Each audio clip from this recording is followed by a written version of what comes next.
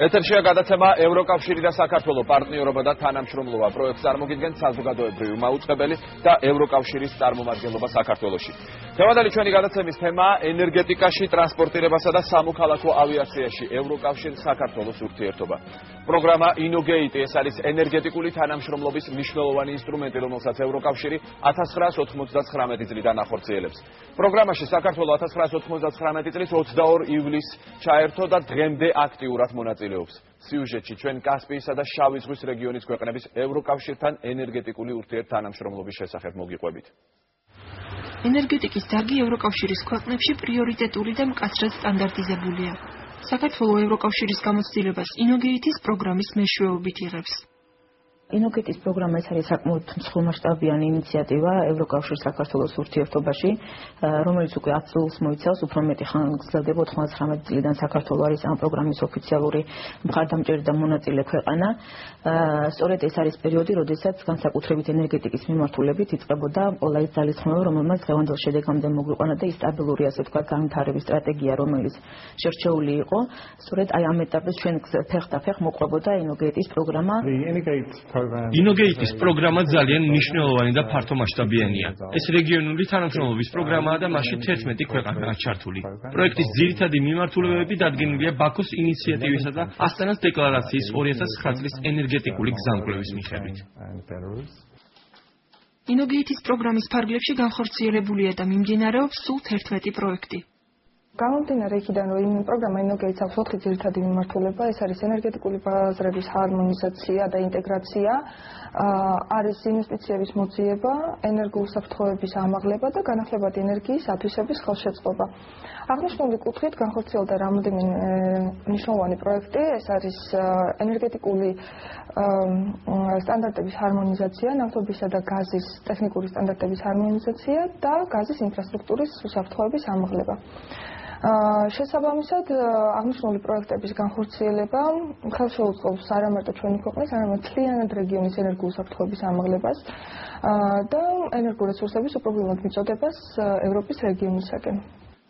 ინოგეიტის პროექტების განხორციელებაში სხვადასხვა ორგანიზაციაა ჩართული. პროგრამის უნიკალურობა მდგომარეობს იმაში, რომ მიუხედავად იმისა, რომ მთავარი ბენეფიციარი არის ენერგეტიკის და ბუნებრივი რესურსების სამინისტრო, მასში არიან ჩართულები არასამთავრობო ორგანიზაციებიც, არიან დარგშმოღვაწე საფინანსო ინსტიტუტები, ასევე საქართველოს შესული ბანკები და საერთაშორისო ორგანიზაციები. ნავთობისა და გაზის კორპორაცია 3 პროექტის განმახორციელებელია. 2007-2010 წლების განმავლობაში მიმდინარეობდა ინოგეიტის ერთ-ერთი ძირითადი პროექტი, რომელიც სწორედ ამ საქმიანობას ემსახურებოდა. ამ პროექტის ფარგლებში შემუშავებული იქნა 20-მდე ნავთობის და გაზსადენების და საერთოდ ნავთობისა და გაზის სექტორის მომცველი ძირითადი კანონის ადაპტირებული ვერსია, რომელიც აღიარებულია უკვე საქართველოს სტანდარტიზაციის კომიტეტის მიერ, როგორც საქართველოში მოქმედი კანონები. პროგრამის მონაწილე ქვეყნებისათვის მუშავდება ევროპული კანონმდებლობის ადაპტაციის სტრატეგია და მეორე ეტაპზე უკვე თითოეული ქვეყნისათვის შემუშავდება ინდივიდუალური საგზაო რუკა. მაგალითად, აზერბაიჯანისთვის მნიშვნელოვანია მოპოვება, ნავთობისა და გაზის მოპოვება, მაშინ როდესაც ჩვენთვის მნიშვნელოვანია ნავთობისა და გაზის ტრანზიტი. შესაბამისად, ჩვენი და აზერბაიჯანის საგზაო რუკა დროში და სივრცეში განსხვავებული იქნება. ნავთობისა და გაზის კორპორაცია აგრეთვე ჩართულია სატრანზიტო პროექტებში. ნავთობ და გაზსადენები, რომლებიც აკავშირებენ მდიდარ კასპიის საბადოებს დეფიციტურ ევროპულ ბაზრებთან, არის ის ერთ-ერთი ძირითადი იარაღი, რომლისთვისაც ევროპისათვის საქართველო მიმზიდველი ხდება, როგორც ქვეყანა, რომელსაც შეუძლია ტრანზიტით მიაწოდოს ყველაზე უფრო მოკლე მარშრუტით, ესე იგი ყველაზე უფრო იაფი მარშრუტით და რაც მთავარია, რუსეთის გვერდის გავლით. ინოგეიტის პროგრამა ასევე მოიცავს სემინარებსა და ჯგუფურ შეხვედრებს. ჩატარდა რამოდენიმე სემინარები 2011 წლის განმავლობაში და ყველაზე მნიშვნელოვანი შეჯამება იყო უკვე 11 წლის ბოლოს, სადაც სამინისტროს წარმომადგენლები, ასევე სხვადასხვა ქვეყნის წარმომადგენლები, რომლებიც არიან ჩართული პროგრამა Innovate-ში, შეხვდნენ ერთმანეთს, შეარჩიეს 4 ელექტროენერგეტიკული სტანდარტი, რომელიც დაინერგება ჩვენ ქვეყნებში და რომელიც არის მიმართული ევროკავშირის ენერგეტიკული ბაზრების ინტეგრაციისაკენ. სემინარები, რომლებიც ორგანიზებულია ზოგადად Innovate-ის ფარგლებში და ტარდება Innovate-ის ქვეყნებში, ეგრეთ ასე ვთქვათ, არის როგორც წესი ძალიან ინფორმატიული და წარმოგვიდგენს ასე ვთქვათ ზოგად ხედვებს Innovate-ის პროგრამის განვითარების დინამიკას, ასევე კონკრეტულ პროცესებს, რომელიც მიდის ქვეყანაში, როგორც მოგეხსენებათ Innovate-ის პროგრამით რამოდენიმე პარალელური პროცესი მიდის, პროექტი მიმდინარეობს ერთდროულად და თვითოულის შესახებ პრინციპში ამ სემინარებზე ხდება ურთიერთგაცვლა ინფორმაციის, რა მიღწევებია, რა შეიძლება იყოს გამოყენებული ერთი პროექტის მიღწევებისა მეორე პროექტში და ასე შემდეგ. სამშენებლო სექტორში ენერგოდაზოგვის ინიციატივის განხორციელება აღმოსავლეთ ევროპასა და ცენტრალურ აზიაში. ეს არის პროექტი, რომელსაც ენერგოეფექტურობის ცენტრი Innovate-ის პროგრამის ფარგლებში ახორციელებს. პროექტი ენერგოეფექტურობის ინიციატივების შენობებში მნიშვნელოვანია იმდენად, რამდენადაც ენერგიის მოხმარების უდიდესი წილი მოდის შენობებზე, ეს არის საცხოვრებელი სახლები თუ საოფისე შენობები, ეს როგორც მსოფლიო ტენდენცია, ასევე ქართული. და აქედან გამომდინარე ენერგიის დაზოგვა იქ, სადაც მისი დიდი წილი მოიხმარება, უფრო მნიშვნელოვან შედეგებს მოიტანს. ამ პროექტის ასე ვთქვათ აქტუალობა წარმოშობს ზუსტად ამ თემატიკამ და იმან, რომ ენერგიის ნებისმიერი სახის ენერგიის მოხმარება, თუ არ ვსაუბრობთ სუფთა განახლებად ენერგიაზე, არის განმაპირობებელი და დიდწილად განმაპირობებელი გლობალური დათბობის. პროექტი მოიცავს 4 ძირითად კომპონენტს: საკანონმდებლო ბაზის ანალიზი, განვითარების სტრატეგიების შემუშავება, ცნობიერების ამაღლება და დაფინანსების მდგრადი სქემების შემუშავება. 2012 წლიდან დაიწყო პროგრამის ახალი ეტაპი, რომელიც ახალ ფორმატშია გადასული და მოითხოვს ქვეყნის ახალი საჭიროებების განსაზღვრას. პროექტის ახალი ფაზა ინფორმაციის გაცვლასთან ერთად მოიცავს ტექნიკურ და პრაქტიკულ დახმარებას მდგრადი ენერგეტიკის, გაზისა და ენერგოეფექტურობის საკითხებში. ახალი ეტაპი ასევე მოიცავს ენერგეტიკული სტატისტიკის გაუმჯობესებას. ამ პროგრამის ასე ვთქვათ კიდევ ერთი ეტაპი აქცენტირებული იქნება ისევ და ისევ მაქსიმალურ ჰარმონიზაციასთან და დაახლოებასთან იმ პრაქტიკული ასე ვთქვათ ქმედებებისა, იმ ინსტიტუციონალური მოწყობა იქნება ეს თუ სამართლებრივი ბაზა, რაც არსებობს ევროკავშირში, რომ სწორედ იმ მოლაპარაკების პერიოდში ამ ფორმატში, რასაც თქვენ საქართველოს იმყოფება ევროკავშირთან, ძალიან ქმედითი ღონისძიებები არის დასახული და იმას ვიტოვებთ, რომ სწორედ აი ეს მოლაპარაკების ეტაპი ძალიან კარგ ფორმატში გადაიზრდება პრაქტიკული გამოხატულებებით, ჩვენ გვექნება დემონსტრირების საშუალება იმისა, თუ რა გააკეთა საქართველოს, რაც მიაღწია და რა სამომავლო გეგმები გააჩნია. ექსპერტებთან შეხვედრების შედეგად შემუშავდება ახალი სამოქმედო გეგმა, რომელიც ეტაპობრივად მომდევნო 4 წლის განმავლობაში განხორციელდება. პროექტი 2016 თვე გაგრძელდება. ბიუჯეტი 16,600,000 ევროა. მერთან შეთანხმება ევროკავშირის კიდევ ერთი პროექტი, რომელიც საერთაშორისო ორგანიზაციასთან მოიცავს ურთიერთობას კლიმატის ცვლილების სფეროსა და ენერგოეფექტურობის საკითხებში. ნახეთ ჩვენი მომდევნო სიუჟეტი. თბილისის მერია 2010 წლის მარტიდან მერების შეთანხმების წევრია და კლიმატის ცვლილებასთან დაკავშირებით ვალდებულება აქვს აღებული. ჩვენ უბრალოდ გვინდოდა დაგვედასტურებინა ევროპის საზოგადოებისთვის, რომ თბილისი არის ქალაქი, რომელიც შეუძლია პასუხისმგებლობა აიღოს ანალოგიური პასუხისმგებლობა, როგორც ევროპულ ქალაქებს აქვთ აღებული კლიმატის ცვლილებასთან დაკავშირებით. მერების შეთანხმება ეს არის ევროკავშირის ინიციატივა, რომელიც გაჟღერდა 2008 წელს. ეს არის ადგილობრივი და რეგიონალური ხელმძღვანელობის ჩართვა საერთოდ ამ ინიციატივაში, რათა ქალაქები შეუერთდნენ ამ ხელშეკრულებას, მერების შეთანხმების ხელშეკრულებას და მათ გარკვეული ღონისძიებებით განერგვით შეამცირონ CO2-ის გამონაბოლქვი ქალაქებში. 2011 წლის სექტემბერში დაიწყო მერების შეთანხმება აღმოსავლეთ ევროპის, შუა აზიის და კავკასიის ქვეყნებში. დაფინანსება ევროკავშირს ეკუთვნის, პროექტში 11 ქვეყანა მონაწილეობს. გაიხსნა ორი ოფისი, ანუ მერების შეთანხმების ორი ოფისი. ერთი გაიხსნა ქალაქ თბილისში, რომელიც არის რეგიონალური ოფისი და ემსახურება აზერბაიჯანი, საქართველოს, სომხეთს. მეორე ოფისი გაიხსნა ქალაქ ლვოვში. ქალაქ ლვოვში ძირითადი ოფისია მერების შეთანხმების. პროექტის მიზანია, რაც შეიძლება მეტმა ქალაქმა აიღოს ვალდებულება ეკოლოგიური სიტუაციის გამოსასწორებლად და ჰაერში ნახშირორჟანგის შესამცირებლად. ევროკავშირი თავის ქალაქებს უფრო მკაცრ კრიტერიუმებს უწესებს CO2 შემცირების მხრივ. ხოლო ჩვენ ქალაქებს უფრო ლოიალური არის, ანუ ჩვენთან შეგვიძლია ავიღოთ 4 სექტორი მდგრადი ენერგეტიკული გეგმის განვითარების დროს. ეს გახლავთ მუნიციპალური შენობები, არამუნიციპალური შენობები, საცხოვრებელი სახლები და ტრანსპორტის სექტორი. მერების შეთანხმებაზე ხელით მოწერა ნიშნავს იმას, რომ ქალაქი ვალდებულებას იღებს CO2 20%-ით შემცირებაზე, ენერგოეფექტურობისა და განახლებადი ენერგიის წყაროების გამოყენების 20%-ით გაზრდის შედეგად. მერების შეთანხმების ფარგლებში თბილისის მერიამ მოამზადა ქალაქ თბილისის მდგრადი ენერგეტიკის სამოქმედო გეგმა. ინვენტარიზაციის დროს გამოიკვეთა, რომ ჩვენ გვაქვს შესაძლებლობა 24%-ით შევამციროთ CO2 2020 წლისთვის და ჩვენ ეს ვალდებულება ავიღეთ უკვე სამოქმედო გეგმით. ესეც საკმაოდ მნიშვნელოვანი განაცხადია და თვითონ პროცესიც ძალიან საინტერესო იყო, იმიტომ რომ საქართველოსთვის სპეციალური მეთოდოლოგია იქნა დაშვებული ბრიუსელის მიერ და ეხლა ამ მეთოდოლოგიის მიხედვით მოხდება როგორც ჩანს საერთოდ ამ საკითხზე მუშაობა კავკასიის ქვეყნებში, ქვეყნების ქალაქებსა და აზიის ქალაქებში. მერების შეთანხმების ინიციატივასთან მიერთება თბილისის საშუალებას აძლევს მკვეთრად გაზარდოს ინტეგრაციის ხარისხი ევროსტრუქტურებსა და საერთაშორისო ინსტიტუციებთან. ამავე დროს სხვადასხვა პროექტის ფარგლებში მჭიდროდ ითანამშრომლობს ევროპის წამყვან ქალაქებთან მდგრადი ენერგეტიკისა და ენერგოეფექტურობის სფეროში. ჩვენი პროექტი ძირითადად აქტიურად თანამშრომლობს როგორც ცენტრალურ ხელისუფლებასთან და სახელმწიფო ინსტიტუციებთან, ასევე ადგილობრივ ხელისუფლებებთან, თბილისის, რუსთავის, ქუთაისის, ბათუმის მუნიციპალიტეტებთან კონკრეტულად და მათთან ერთად მუშაობთ, ასე ვთქვათ, როგორც ქალაქის დონის სტრატეგიული დოკუმენტების შემუშავებაზე და მათთვის კონსულტირებებზე.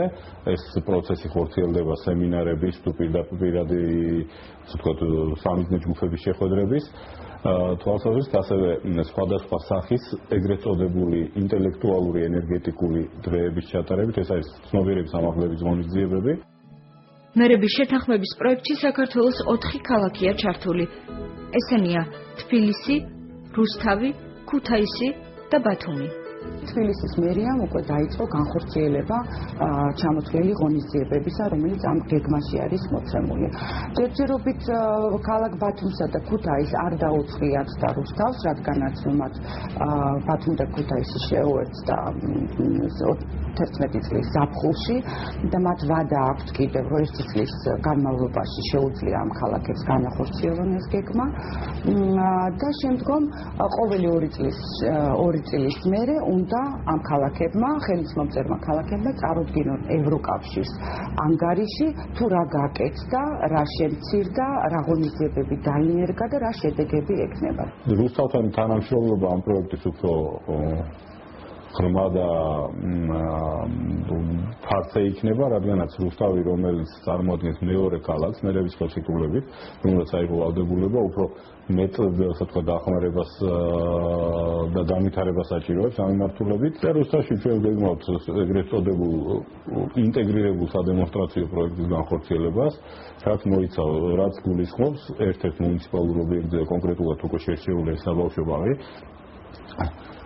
ენერგეტიკული აუდიტის ჩატარებას, ანუ შესწავლას შენობის ენერგომოხმარების, მის ანალიზს, რეკომენდაციების შემუშავება, თუ რა ღონისძიებები უნდა განხორციელდეს ამ შენობაში, რათა შენობაში ენერგიის მოხმარების დონე შემცირდეს და ამავდროულად მიიღწეს კომფორტის დონის ამაღლება. მერების შეთანხმებაზე უკვე 3760 ქალაქმა მოაწერა ხელი. ევროკავშირსა და საქართველოს შორის ერთიანი საჰაერო სივრცის შესახებ ხელშეკრულებას 2010 წელს მოეწერა ხელი. დღეს საქართველოს საავიაციო კანონმდებლობის ჰარმონიზაცია ევროპულ საავიაციო კანონმდებლობასთან სხვადასხვა პროექტის საშუალებით მიმდინარეობს. ევროკავშირის დაფინანსებით სამოქალაქო ავიაციის სააგენტო ახორციელებს პროგრამებს, რომლებიც ქვეყანას ევროპულ სტანდარტებთან მიახლოებაში ეხმარება. ტრასიკა წარმოადგენს ევროკავშირის ტექნიკური დახმარების პროგრამას, რომელიც მიმართულია სატრანსპორტო დერეფნის განვითარებაზე ევროპასა და აზიას შორის, შავი ზღვის, კავკასიის, კასპიის ზღვისა და შუა აზიის ქვეყნებს შორის გავლით. პროექტის მიზანია გაზარდოს მონაწილე ქვეყნების შესაძლებლობა შეაღწიონ ევროპულ და მსოფლიო ბაზრებზე ალტერნატიული სატრანსპორტო მარშრუტების შექმნის გზით. ამ პროექტის ფარგლებში ეს არის ევროკომისიის პროექტია, ხდება ავიაციის სეგმენტზე ძალიან მნიშვნელოვანი ესე ვთქვათ აქცენტები გაკეთებული და ამ პროექტის ფარგლებში ხდება ზუსტად აი ჩვენი ძირითადი ფუნქციების, რაც არის უსაფრთხოება, რაც არის ავიაციის უშუალება, რაც არის იგივე დაუშვათ ეკოლოგიური საკითხები დაკავშირებული ამ ავიაციასთან და საერთოდ სატრანსპორტო სისტემებთან.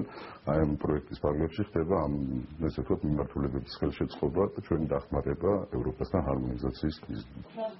პროექტი ხელს შეუწყობს რეგიონულ თანამშრომლობასა და საერთაშორისო საფინანსო ინსტიტუტების მოზიდვას და უზრუნველყოფს მონაწილე ქვეყნების პოლიტიკურ და ეკონომიკურ დამოუკიდებლობას. დასავლეთი და ევროპა ძალიან დაინტერესებულია ამ დერეფნის განვითარებით, რაც არის ესე ვთქვათ ევროპასა და აზიას შორის დამაკავშირებელი დერეფნები, ალტერნატიული დერეფნები. ეს არის ძალიან სტრატეგიული მიზნები, რა თქმა უნდა, და ეს პირდაპირ და ირიბათაც ხელს უწყობს როგორც აი დერეფანში მონაწილე ქვეყნების ეკონომიკების და ასევე ის ხელს უწყობს მათ უსაფრთხოების დონეების ამაღლებას, მათი დამოუკიდებლობის ხარისხის გაზრდას, ანუ ეს იძლევა როგორც ეკონომიკურ ეფექტებს, ასევე ქვეყნის ესე ვთქვათ დამოუკიდებლობების გარანტია არის ერთგვარი. ტრასიკას ფარგლებში საქართველოს სამოქალაქო ავიაციაში განხორციელდა ტექნიკური დახმარების პროექტები. პირველი, მოქმედ ავიამეთვალყურეთა ტრეინინგი.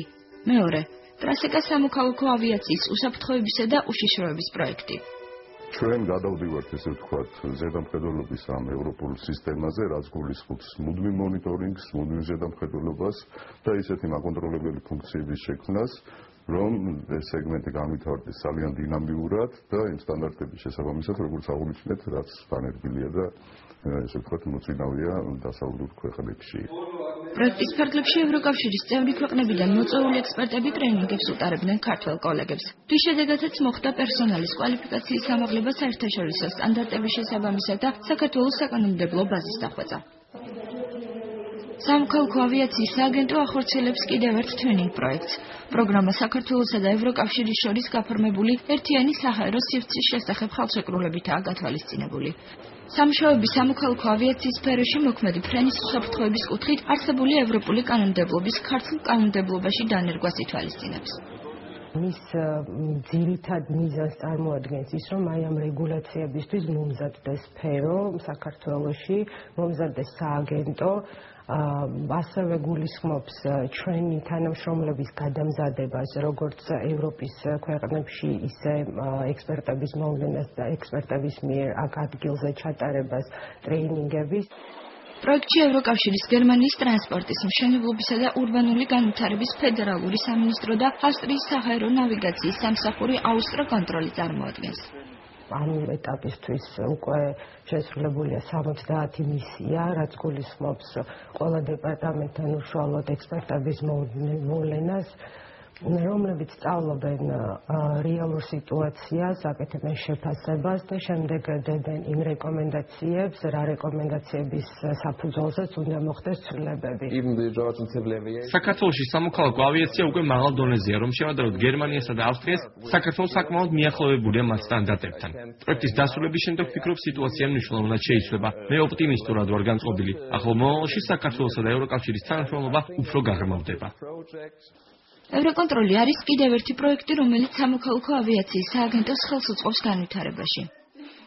ევროკონტროლი არის ევროპის სანავიგაციო გაერთიანება, უსაფრთხოების გაერთიანება და ეს იყო უკვე ტექნიკური დახმარება, სადაც პირდაპირ მოხდა ჩვენი როგორც ავიამეთვალყურეების, ანუ დისპეჩერების გადამზადება და კვალიფიკაციების ამაღლება, ისევე ჩვენი ხელშეწყობა, როგორც სააგენტოს, სამოქალაქო ავიაციის სააგენტოს ხელშეწყობა, რომ ჩვენც დავნერგოთ ეს დასავლური სტანდარტები.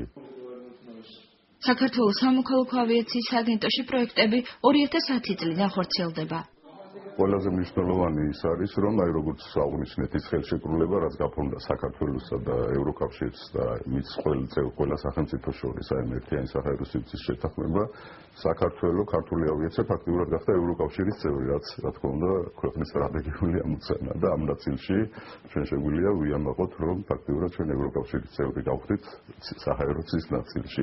ეს ხელს გვიწყობს იმაში, რომ ჩვენს ყველა, ესე ვთქვათ, აი დარგში მონაწილე ყველა კომპანიას შეუძლია ყოველგვარი შეზღუდვების გარეშე, ყოველგვარი ესე ვთქვათ პრეფერენციების ან რაიმე სხვა შეზღუდვების გარეშე იმოღვაწეონ ევროპის ავიაციო სივრცეში, ევროპის ავიაციო ბაზარზე მიიღონ ყოველგვარი შეზღუდვების და დამყოლების გარეშე, ესე ვთქვათ, მათ მიეცათ ესე ვთქვათ ფრენის უფლება, უნდა რა თქმა უნდა სტანდარტების დაკმაყოფილების პირობებში. ამ ხარდაჭერის მიზანია, რომ დაეხმაროს საქართველოს სამოქალაქო ავიაციის სფეროში ევროპული სტანდარტების დანერგვაში. ეს ასევე ხელს შეუწყობს ერთიანი საჰაერო სივრცის შესახებ ხელშეკრულებით გათვალისწინებული ვალდებულებების შესრულებას. ისევე როგორც მთელს მსოფლიოში ავიაცია პრიორიტეტული დარგია საქართველოსთვისაც. გლობალური განვითარებისა და ეკონომიკური წინსვლის პირობებში ავიაცია ერთ-ერთი წამყვანი მიმართულებაა. ავიაციასთან ეკონომიკის ბევრი მიმართულებაა პირდაპირ დაკავშირებული. ევროკავშირმა ასევე საზღვაო კუთხითაც დააფინანსა პროექტები, რომლებიც საქართველოს საზღვაო ტრანსპორტის სააგენტომ განახორციელა. საქმის სწორ მართვაში დასაქმებული ადამიანებისთვის კვალიფიკაციის ამაღლება უმნიშვნელოვანესია. პროექტმა საზღვაო სფეროში მომუშავე ადამიანებს თეორიული ცოდნა შესძინა. უფრო ვრცლად ჩვენი სიუჟეტიდან გაიგებთ. 3.400.000 ევროს ღირებულების პროგრამა, რომელიც ტრასეკას ეგიდით ტარდებოდა, 2010 წელს დაიწყო და წელიწადი გაგრძელდა. პროგრამა შავი და კასპიის ზღვებზე საზღვაო უშიშროების მართვისა და უსაფრთხოების განვითარებას, საზღვაო ხომალდების მიერ ზღვების დაბინძურების თავიდან აცილების მიზნით ატარებდა სამუშაოებს. პროექტი ისწავლისწინებს უშიშროების, უსაფრთხოებისა და გარემოს დაბინძურების თავიდან აცილების ფუნდამენტალურ ელემენტებს და მის განვითარებას საზღვაო ტრანსპორტის სფეროში.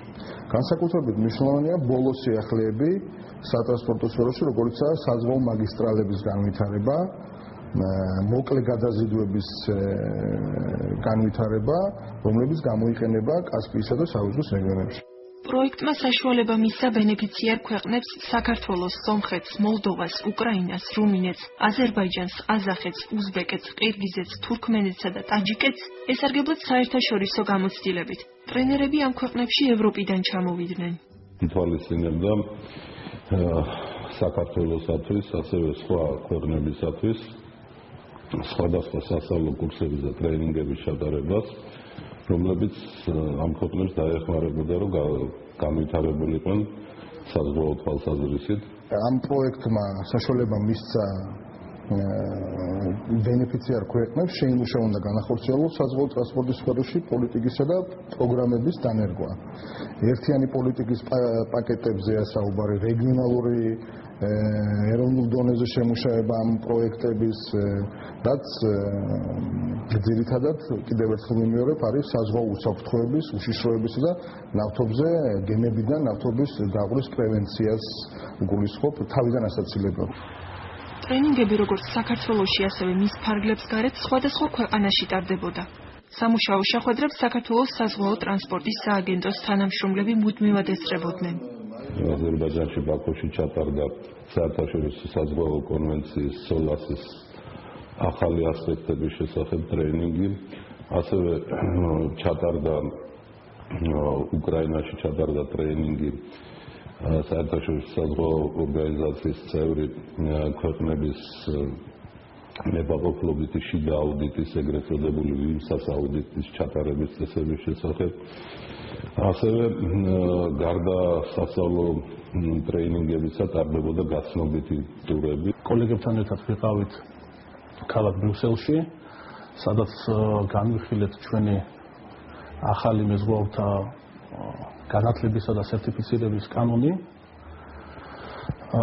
შემდეგ წაგვიყვანეს როტერდამში ექსკურსიაზე. დავათვალიერეთ როტერდამის პორტი, ერთ-ერთი დიდი საკონტეინერო APM ტერმინალი. რა თქმა უნდა, ძალიან საინტერესო იყო. ტრენინგები ეხებოდა უსაფრთხოებას, ხარისხის მართვას, ნავთობის დაღვრას და სხვა მნიშვნელოვან საკითხებს. ეს ტრენინგები მნიშვნელოვანია ორმაგი დატვირთვით. პირველი, რაც მოისაზრება ამ დატვირთვაში გახლავთ ის, რომ ჩვენ უნდა მოხდეთ ევროპულ საერთო საზღვაო ოჯახში. ამისათვის საჭირო არის თანამედროვე სტანდარტების გათვალისწინება და დანერგვა სამსახურში. სწორედ ძირითადად ამ მიზანს ემსახურება, რომ შევიძინოთ განათლება და დავნერგოთ. ასეთი ტიპის ტრენინგებზე და წვნებზე ხდება საქართველოს გაცნობა. ისინი ეცნობიან ჩვენი სახით, თუ საქართველოში თუ რა დონეზე დგას საზღვაო დარგი. ბატონი ლევანი საზღვაო ტრანსპორტის სააგენტოს თანამშრომელია. ოდესაში აუდიტის შესახებ ტრენინგს ისიც დაესწრო. ვესწრებოდი ქალაქ ოდესაში აიმოს რიგი ქვეყნების ნებაყოფლობითი აუდიტის სქემების შესახებ განხილვას.